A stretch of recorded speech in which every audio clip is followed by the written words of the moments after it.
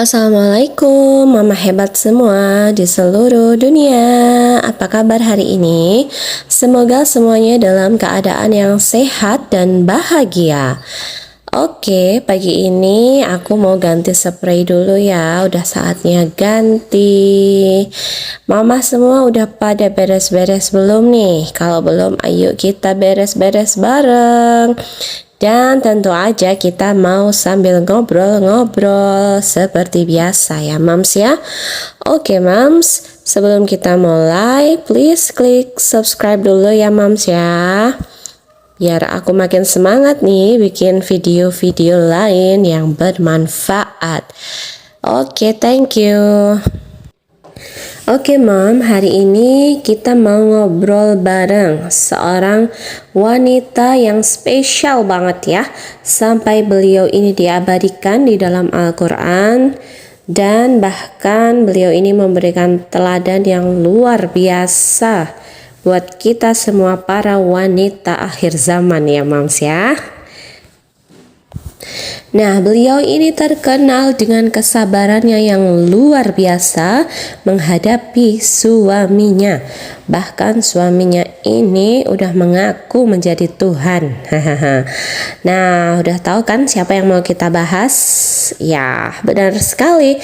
Kita mau ngobrol bareng tentang Ibunda Asiyah binti Muzahim. Beliau adalah istri dari Fir'aun. Wow, kebayang gak sih jadi istrinya Fir'aun? Aduh, kayaknya gak banget ya Mams ya. Karena so pasti mengalami KDRT yang luar biasa. Karena dia pengen diakui sebagai Tuhan. Wah, itu udah gila, parah banget itu. Nah, itulah yang terjadi dan dialami oleh ibunda kita Asiyah binti Muzahim. Yang mana setiap hari dia dipaksa disuruh untuk menyembah suaminya sendiri. Wah, gila banget. Tapi tentu saja Bunda Asiyah ini tetap teguh dengan keimanannya kepada Allah Subhanahu wa taala. Dan beliau sampai rela disiksa oleh Fir'aun setiap hari. Aduh, bayangin ya Mams ya. Kalau punya suami yang menyiksa setiap hari, na'udzubillahi min dzalik. Diriwayatkan bahwa beliau ini sampai ditindih batu besar ya oleh Fir'aun gitu. Sampai kemudian beliau ini berdoa, yang mana doanya itu diabadikan di dalam Al-Quran. Dalam Quran surat At-Tahrim ayat ke-11, doanya Bunda Asiyah ini diabadikan ya. Jadi beliau meminta kepada Allah, ya Allah, bangunkanlah untukku sebuah rumah di sisimu di surga. Dan selamatkanlah aku dari Fir'aun dan perbuatannya. Selamatkanlah aku dari kaum yang zalim. Nah, Masya Allah, itulah doanya Bunda Asiyah binti Muzahim yang kemudian diabadikan Allah di dalam Al-Quran surat At-Tahrim ya, ayat ke-11. Nah, apa yang dialami oleh Asiyah binti Muzahim tentu bukan suatu hal yang mudah ya Mams ya. That's why kemudian Rasulullah menyebutnya bahwa Asiyah binti Muzahim itu termasuk wanita yang dijamin surga ya. Dalam hadis riwayat Muslim, Rasulullah bersabda, pemuka wanita ahli surga itu ada 4. Yang pertama, Maryam binti Imran, Fatimah binti Rasulullah Sallallahu Alaihi Wasallam, kemudian Khadijah binti Khuwailid, dan Asiyah binti Muzahim. Nah, seperti itulah. Karena memang bukan sesuatu hal yang mudah, bukan cobaan yang mudah ya.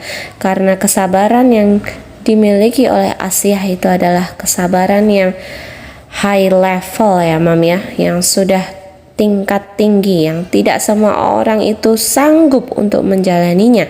That's why kemudian Allah itu mengganjarnya dengan jaminan surga. Nah, tentu saja ketika Allah Subhanahu wa taala mengabadikan doa Asiyah binti Muzahim ini dalam Al-Quran, maka tentu Allah sebenarnya juga ingin berkata kepada kita sebagai wanita akhir zaman yang saat ini hanya bisa membaca kisah-kisah beliau ya.